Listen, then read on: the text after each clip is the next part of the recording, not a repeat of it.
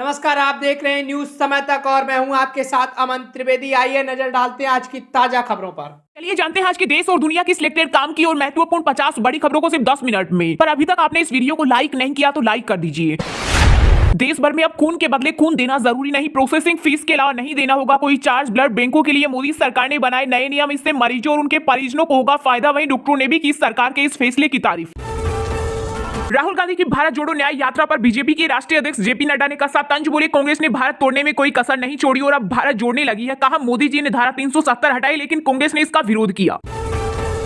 संपत्ति के मामले में मुकेश अंबानी से फिर आगे निकले गौतम अडानी। 97.6 अरब डॉलर के नेटवर्क के साथ बने एशिया के सबसे अमीर व्यक्ति। इतना ही नहीं, अडानी विश्व रैंकिंग में सिर्फ 12 में शामिल हो गए हैं। वहीं अंबानी 13वें स्थान के साथ सिर्फ एक पायदान नीचे हैं। पिछले 24 घंटे के दौरान अडानी की दौलत 7.6 अरब डॉलर बढ़ी। 2024 में भी सबसे तेज गति से विकास करेगी भारतीय अर्थव्यवस्था। संयुक्त राष्ट्र ने जताया 6.2% जीडीपी का अनुमान। अपने रिपोर्ट में कहा भारत की आर्थिक विकास दर लगातार 6% के ऊपर बनी हुई है और यह 2024-25 में भी जारी रहेगी। रेल हादसों को रोकने के लिए भारतीय रेलवे ने पहली बार कवा सिस्टम का किया ट्रायल। मथुरा पलवल के बीच 140 किलोमीटर प्रति घंटे की रफ्तार पर हुई सफल टेस्टिंग। किसी इमरजेंसी की स्थिति में अगर ड्राइवर ब्रेक नहीं मार पाता तो यह सिस्टम ऑटोमेटिकली ब्रेक लगाएगा। हिटलर की तरह काम कर रही केंद्र की मोदी सरकार। एनसीपी प्रमुख शरद पवार ने बोला हमला। कहा बीजेपी के पास गोमूत्र के अलावा कोई अन्य मुद्दा नहीं। पीएम मोदी केवल गारंटियां देते हैं लेकिन उनकी कोई भी गारंटी नहीं पूरी हुई। बंगाल में फिर मचा बवाल। राशन घोटाले मामले में टीएमसी नेता के घर छापामारी करने गई ईडी की टीम पर हुआ हमला। सैकड़ों की भीड़ ने अफसरों के सिर फोड़े, गाड़ियों के शीशे तोड़े और सीआरपीएफ को भी खदेड़ा। मामले पर बीजेपी हुई हमलावर। कहा यह सिर्फ ईडी के साथ नहीं बल्कि आने वाले समय में ऐसा बंगालियों के साथ भी होगा। यूपी एमपी सहित 8 राज्यों में फिर से बारिश के आसार। 15 राज्यों में छाया घना कोहरा। वहीं पंजाब, हरियाणा और दिल्ली समेत 6 राज्यों में कोल्ड डे का अलर्ट। इसके अलावा बढ़ती सर्दी को देखते हुए राजस्थान में स्कूलों की छुट्टी। राहुल गांधी को देखने के लिए लोग तो आएंगे लेकिन कांग्रेस को वोट नहीं देंगे। भारत न्याय यात्रा पर बोले एआईयूडीएफ चीफ बदरुद्दीन अजमल। कहा राहुल गांधी नेहरू परिवार के बेटे हैं। जब भी वे कहीं जाएंगे लोग इकट्ठा हो जाएंगे लेकिन उन्हें वोट नहीं देंगे। जम्मू कश्मीर में शांति के लिए हाल में केंद्रीय गृह मंत्री अमित शाह की अध्यक्षता में आयोजित समीक्षा बैठक में सुरक्षा प्लान 2024 को लेकर हुए कई महत्वपूर्ण फैसले। इनमें पूंछ और राजौरी जिले में सक्रिय 25 से 30 आतंकियों के खात्मे की तैयारी। वहीं शोपियां में एक आतंकवादी ढेर, दूसरी की तलाश में जुटे सुरक्षा बल। इस साल जून में होने वाली T20 वर्ल्ड कप नए फॉर्मेट में खेला जाएगा। एक ही ग्रुप में होंगे भारत और पाकिस्तान। दोनों टीमों के सभी मैच अमेरिका में होंगे। पहली बार वर्ल्ड कप में 20 टीमें लेंगी हिस्सा। बीजेपी के 3 दिग्गज राजस्थान में अमित शाह, डोभाल और पीएम मोदी डीजीआईजी के साथ कर रही कॉन्फ्रेंस। 3 दिन तक हाई अलर्ट पर। जयपुर साइड ट्रैफिक रूट में किया गया बदलाव। लोकसभा चुनाव से पहले सीट शेयरिंग पर शिवसेना सांसद संजय राउत का बड़ा बयान। बोले अगले 1-2 दिन में कांग्रेस की जो कमेटी बनी है उसके साथ हम लोग करेंगे बैठक। दिल्ली दवा घोटाला मामले में सीबीआई जांच के आदेश। गृह मंत्रालय ने एलजी की सिफारिश पर सीबीआई को एफआईआर दर्ज करने के दिया आदेश। दरअसल केजरीवाल सरकार द्वारा चलाए जा रहे मोहल्ला क्लिनिक में कथित तौर पर घटिया दवा देने के आरोप लगे हैं। दिल्ली के पूर्व डिप्टी सीएम मनीष सिसोदिया के जन्मदिन पर भावुक हुए अरविंद केजरीवाल। पोस्ट कर भाजपा पर किया तीखा हमला। बोले साजिश रचने वाले लाख कोशिश कर ले, तानाशाही के खिलाफ ना झुके हैं और ना झुकेंगे। गाय की पूजा मतलब 33 करोड़ देवी देवताओं की पूजा। ग्वालियर में बोले एमपी सीएम मोहन यादव। कहा गायों के संरक्षण के लिए प्रधानमंत्री कर रहे गौशालाओं का विस्तार। 80 लोकसभा सीटों वाले यूपी में सीट शेयरिंग को लेकर कांग्रेस और सपा के बीच हुई बातचीत। प्रदेश कांग्रेस ने सीट शेयरिंग के लिए 2009 के फॉर्मूले की बात करते हुए कहा कि 30 से कम सीटों पर नहीं होगी बातचीत। संयोजक का पद कहां से आया? नीतीश कुमार के खिलाफ हो रही साजिश। जेडीयू के दिग्गज नेता नीरज कुमार ने लगाए गंभीर आरोप। कहा बिहार के सीएम को नीचा दिखाने के लिए संयोजक बनाया जा रहा ताकि वे प्रधानमंत्री पद के उम्मीदवार नहीं बन सके। रामलला की नई पुरानी मूर्तियां पर छिड़ा विवाद। मंदिर के मुख्य पुजारी सत्येंद्र दास बोले 20 गज की दूरी से पुरानी मूर्तियों का दर्शन मुश्किल, इस पर राजनीति करना गलत। वहीं बाबरी मस्जिद के पक्षकार इकबाल अंसारी को भी मिला प्राण प्रतिष्ठा समारोह का न्योता। राम मंदिर की प्राण प्रतिष्ठा हिंदू और सनातनियों की सबसे बड़ी जीत। बागेश्वर धाम के पीठाधीश्वर धीरेन्द्र शास्त्री बोले यह पर्व दीपावली से भी खास। राजनीति धर्म से चलती है, धर्म राजनीति से नहीं। पान गुटखा से दूरी और वर्दी पहनना जरूरी। अयोध्या में टैक्सी और बस ड्राइवरों को परिवहन विभाग की ओर से दी जाएगी विशेष ट्रेनिंग। अमेरिका में फिर से हिंदू मंदिर पर हुआ हमला। खालिस्तानियों ने 14 दिन में दूसरी बार बनाया निशाना। इस दौरान उन्होंने भित्ति चित्रों को किया विरूपित और दीवारों पर लिखे भारत विरोधी नारे। मथुरा ईदगाह मस्जिद मामले में हिंदू पक्ष को बड़ा झटका। सुप्रीम कोर्ट ने याचिका को किया खारिज। यूपी में हलाल सर्टिफिकेट वाले प्रोडक्ट की बिक्री पर क्यों लगाई गई रोक? सुप्रीम कोर्ट ने योगी सरकार से मांगा जवाब। गांधीनगर में वाइब्रेंट गुजरात समिट के दौरान 20 रुपए का सिक्का जारी करेंगे पीएम मोदी। सिक्के पर लिखा होगा विकसित भारत के लिए अग्रसर गुजरात। आज हमला हुआ, कल हत्या भी हो सकती है। पश्चिम बंगाल में ईडी की टीम पर हुए हमले को लेकर सीएम ममता बनर्जी पर भड़के कांग्रेस नेता अधीर रंजन। बोले ईडी अधिकारियों पर सत्तारूढ़ सरकार के गुंडों के हमले के बाद यह स्पष्ट है कि राज्य में कोई कानून व्यवस्था नहीं है। पश्चिम बंगाल में ईडी टीम पर हुए हमले के बाद एक साथ आई कांग्रेस भाजपा कटघरे में सीएम ममता बनर्जी एनआईए जांच की मांग। केजरीवाल जैसा धूर्त आदमी मैंने आज तक नहीं देखा। बीजेपी सांसद ब्रजभूषण का दिल्ली सीएम पर तीखा हमला, कहा उसने जनता की आंखों में धूल नहीं मिर्ची डाली है और मिर्ची डालकर इतने दिन तक दिल्ली पर शासन किया। शुक्रवार को हरे निशान के साथ बंद हुआ शेयर बाजार। सेंसेक्स 178 अंकों की तेजी के साथ 72,026 पर हुआ बंद, तो वही निफ्टी 52 अंक बढ़कर 21,710 पर हुआ बंद। महाराष्ट्र में नवंबर 2005 के बाद सेवा में शामिल हुए कर्मचारियों को मिलेगा ओपीएस का लाभ। राज्य कैबिनेट की बैठक में हुआ फैसला। स्वाति मालीवाल को मिला राज्यसभा का टिकट। आपने दिल्ली से उतारे 3 उम्मीदवार। वहीं संजय सिंह और एनडी गुप्ता को पार्टी से दूसरे कार्यकाल के लिए राज्यसभा सांसद के रूप में जारी रखने का किया फैसला। संजय सिंह ने जेल से ही भरा नॉमिनेशन। 19 जनवरी को होगा चुनाव। लखनऊ में नो योर आर्मी फेस्टिवल का सीएम योगी ने किया उद्घाटन। हाथ में उठाए आधुनिक हथियार। दरअसल 3 दिनों तक चलने वाली इस प्रदर्शनी में सैन्य उपकरण और हथियारों की प्रदर्शनी लगाई गई है। कोलकाता में मौजूद देश के सबसे बड़े इंडियन म्यूजियम को बम से उड़ाने की मिली धमकी। टेरराइजर्स 111 नाम के ग्रुप ने भेजा मेल। म्यूजियम में फिलहाल लोगों को एंट्री पर लगी रोक। यूपी में देर रात हुआ बड़ा प्रशासनिक फेरबदल। 11 जिलों के बदले कप्तान। इसके अलावा योगी सरकार ने 18 आईपीएस अधिकारियों का भी किया तबादला।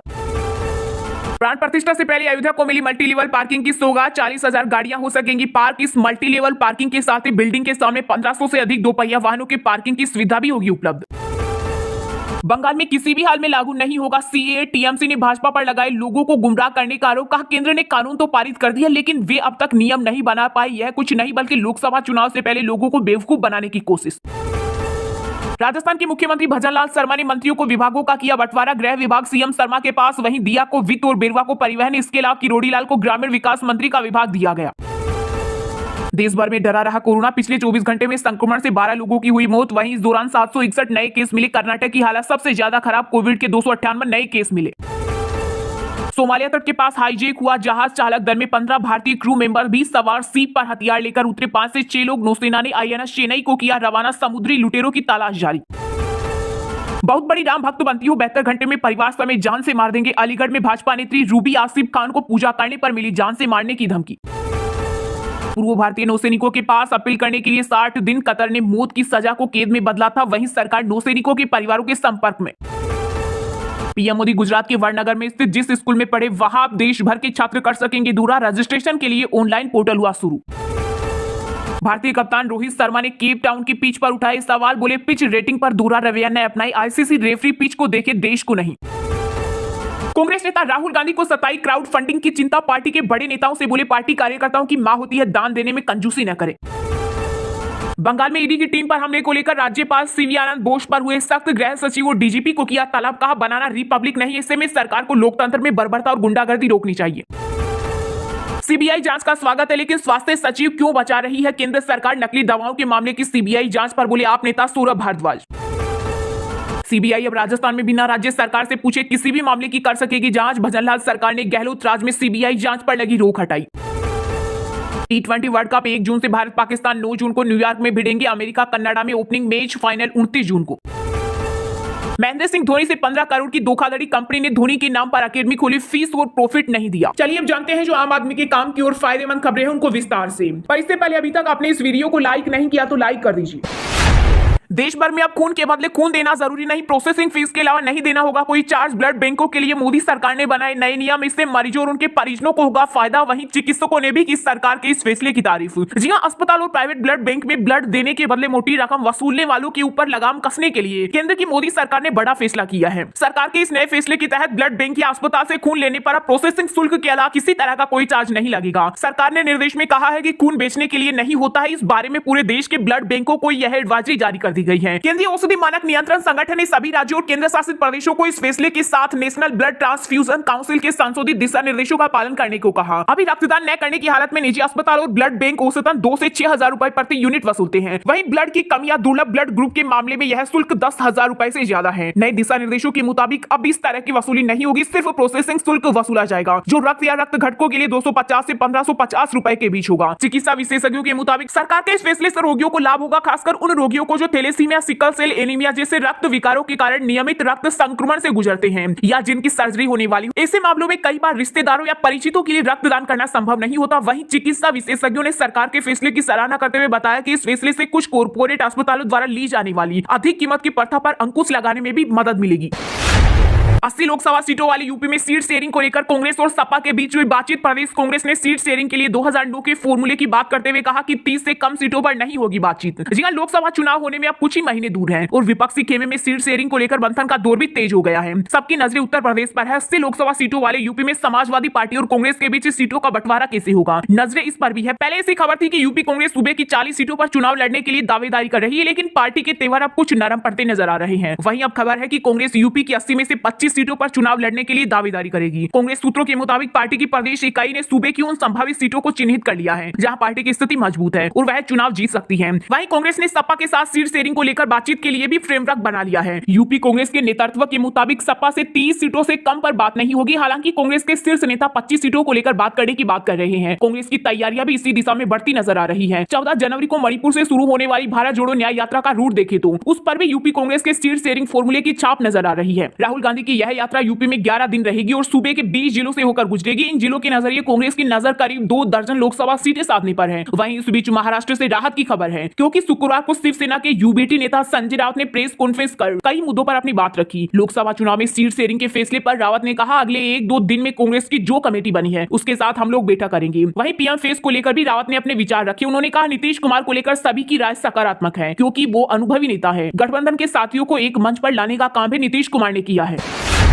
राजनीति धर्म से चलती है, धर्म राजनीति से नहीं। राम मंदिर पर बोले बागेश्वर धाम के पंडित धीरेन्द्र शास्त्री। कहा, राम मंदिर हिंदुओं की सबसे बड़ी जीत। जी हां, अयोध्या के श्री राम मंदिर में भगवान रामलला की प्राण प्रतिष्ठा की तिथि जैसे जैसे पास आ रही है, विपक्ष के कुछ नेताओं की बयानबाजी भी तेज होती चली जा रही है। हाल ही में छिड़े धर्म की राजनीति वाले विवाद के बीच बागेश्वर धाम के पंडित धीरेन्द्र शास्त्री का बयान भी सामने आया है। शास्त्री ने बयान जारी करते हुए कहा कि राजनीति धर्म से चलती है, धर्म राजनीति से नहीं, और भगवान राम राजनीति का विषय नहीं। राम की स्वयं की नीति है मर्यादा, एकता, संप्रभुता और विश्व में शांति है। जो राजनीति की बात कर रहे हैं वो मूर्खता है। वहीं अयोध्या में 22 जनवरी को राम मंदिर के प्राण प्रतिष्ठा समारोह पर बागेश्वर धाम के धीरेन्द्र शास्त्री ने कहा कि यह सभी हिंदू और सनातनियों के लिए सबसे बड़ी जीत है। यह उत्सव दिवाली से बहुत ज्यादा खास है। इस दिन का इंतजार सबको है। दुनिया भर के सभी राम भक्त और सभी भारतीयों को इस दिन का इंतजार है। वहीं धीरेन्द्र शास्त्री ने AIMIM चीफ असदुद्दीन ओवैसी के बयान पर कहा, यह सिर्फ उनके डर को दिखाता है। हम मस्जिद पर मंदिर नहीं बनाना चाहते, बल्कि मंदिरों का पुनर्निर्माण करना चाहते हैं। बता दें कि हाल ही में ओवैसी ने अपने एक संबोधन में मुस्लिम समाज के लोगों को कहा था कि हमें हमारी मस्जिद को बचाना होगा। एक मस्जिद हमसे छीन गई है और ये लोग आगे हमारी और मस्जिदों को छीन सकते हैं।